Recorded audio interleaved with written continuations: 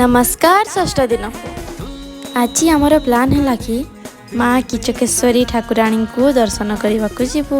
माँ किचकेश्वरी मंदिर ओडिशार एक प्रसिद्ध एवं प्राचीन मंदिर।